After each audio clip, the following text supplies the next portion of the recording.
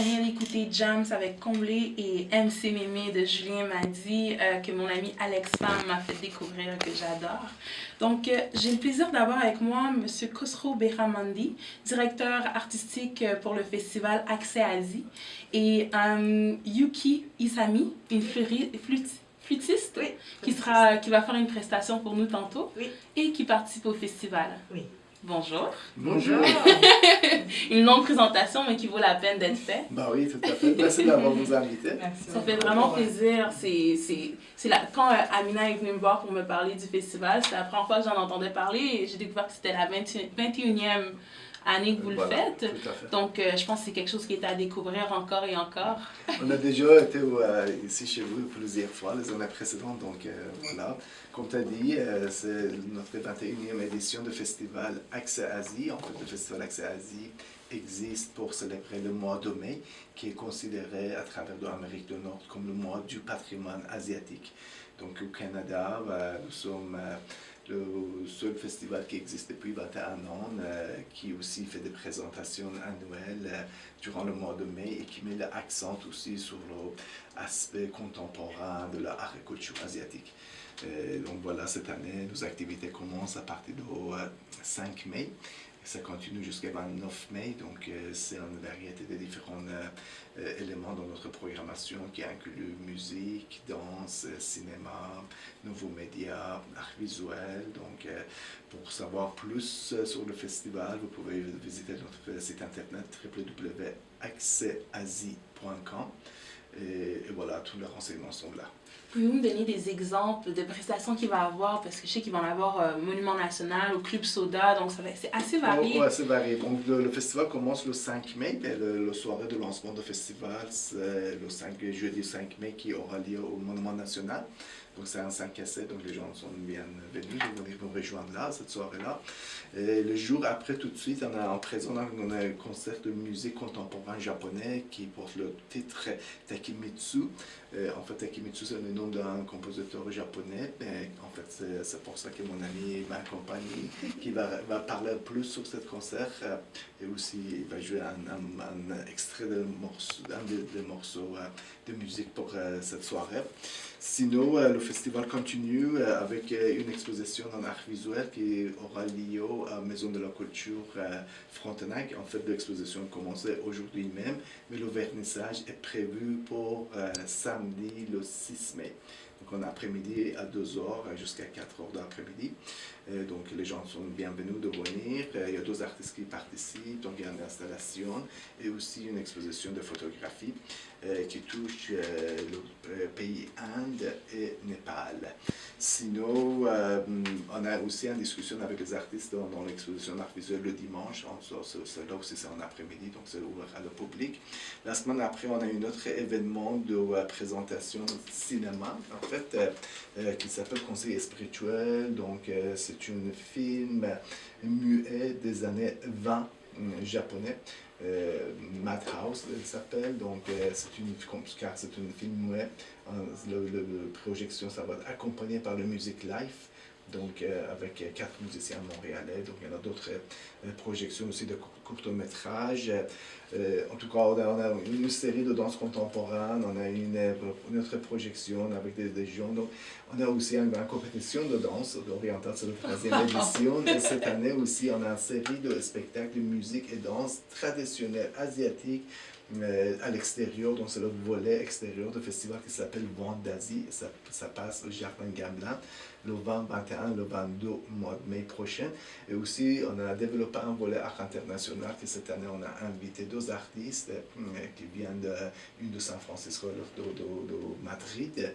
Donc, l'intention de cette volet, c'est de présenter les musiques et les danses d'Asie centrale. Donc, c'est la première fois à Montréal que ce spectacle sera présenté. Donc, des régions qui sont touchées, c'est Afghanistan, l'Iran, Tadjikistan, Turquie. Donc, un spectacle extraordinaire qui aura lieu au Club Soda. Donc, pour avoir tous les renseignements, vous pouvez visiter notre site internet www.accessasie.com.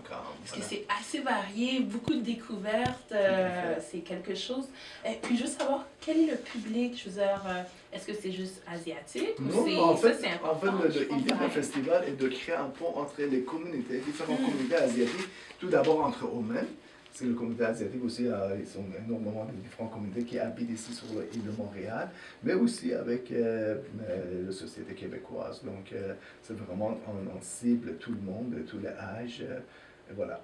Wow, c'est pour célébrer la science. wow, je vais faire un saut. Et les activités sont gratuites, payantes ou ça dépend des La plupart sont activités? gratuits, mais aussi on a des activités payantes. Donc voilà, sur notre site internet, vous trouverez tous les renseignements. Et est-ce que vous avez une page Facebook par hasard? Oui, on a une page Facebook aussi, sous le nom de Accès Asie, Festival Accès Asie. On est sur Twitter, Instagram, donc on est un petit peu partout, LinkedIn. Wow. Donc les auditeurs, vous n'avez pas de raison de ne pas y aller. C'est vraiment un festival à découvrir tout le mois de mai. Tout le mois de mai, voilà. Génial. Donc là, on va avoir une belle prestation de notre artiste invité. Oui. Je voudrais parler un petit peu de Takemitsu parce que ça fait 20 ans de décès de Takemitsu. Oui. Ok. Et lui, il est un compositeur japonais très important, très connu mondialement. Et lui, son parcours est un peu spécial parce qu'il n'a pas étudié à l'université, il a étudié lui-même.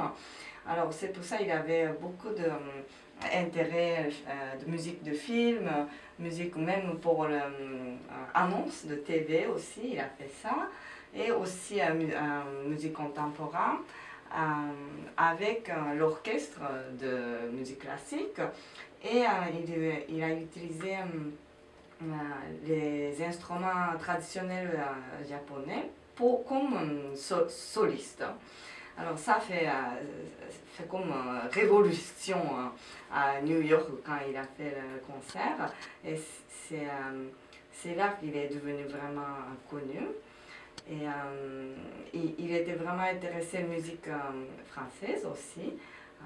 Il était inspiré de Debussy, Olivier Messiaen aussi. Alors, je crois qu'à Montréal, on parle français, puis je pense qu'il y a un lien, il parlait un peu de français. Et, je vais jouer une pièce qui s'appelle Voice, et il y a une parole dans la musique, c'est en anglais, mais aussi en français. Alors, c'est une pièce très spéciale parce que c'est pas juste le son de flûte que vous allez entendre, aussi il y a des voix. Alors c'est à découvrir la possibilité de la flûte aussi et voir le monde imaginaire qu'il y avait dans la tête comme la musique, un peu japonais mais aussi occidental aussi. Wow, ok, j'ai hâte d'entendre ça. Il y a beaucoup d'images quand tu parles de cette musique-là et quand tu parles de cet artiste-là, donc j'ai hâte d'entendre. En attendant qu'elle se prépare, j'annonce que le concert aura lieu le 6 mai, donc vendredi 6 mai, au Jeunesse musicale du Canada. Donc à partir de 20h, pour les gens qui ont envie d'acheter le billet, ils vont faire ça directement sur notre site internet. Sinon, vous pouvez toujours téléphoner chez nous, 514-885-5075. Merci. Donc Yuki Isami, live à Planète Montréal au 102.3 FM. Je vais juste dire, je vais garder la surprise, le voice, au concert. Alors, je vais faire une autre pièce, un extrait de R. C'est une dernière pièce qu'il a écrite de sa vie. Il était à l'hôpital. Et c'était vraiment pour ses amis, un grand flûtiste aussi. Il est décédé il y a 3 mois. Aurel Nicolet, il est en Suisse. Il a fait un cadeau pour lui pour son anniversaire de 70 ans. Alors c'est une pièce mémorable. Okay. Alors voilà. Et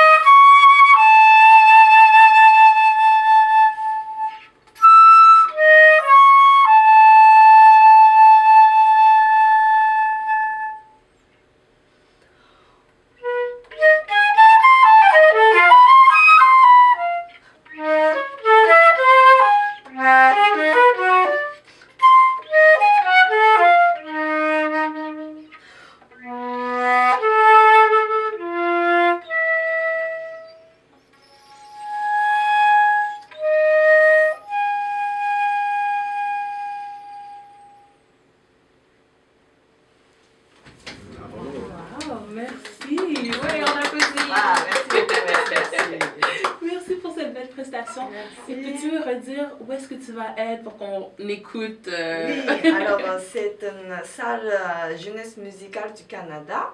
C'est à 5 minutes de métro Mont-Royal, ligne orange. Et le 6 mai à 20h. le 6 mai à 20h? Oui, Génial. alors je vais jouer avec un grand guitariste québécois, Jérôme Jucham. Alors il va avoir le solo de guitare composé par Takemitsu. Aussi solo de flûte que je vous ai parlé, il y a 3 pièces, dont Air et Voice et une autre pièce qui s'appelle Itinérant. Et on va finir le concert avec un duo de guitare et flûte. Mais le flûte est un spécial. C'est pas la flûte qu'on on voit souvent dans l'orchestre. C'est une flûte alto. Alors c'est un peu plus gros que ça et plus longue. Alors c'est un moment de découvrir notre flûte aussi. Génial. Oui. Merci beaucoup, Lucky Merci beaucoup. Orozco. Oui, plaisir. Donc, pour toute information, allez sur le site internet Festival Accès Asie. Puis, ça a été vraiment un plaisir de vous avoir et merci encore pour la prestation. Beaucoup. Merci. Au revoir. Au revoir.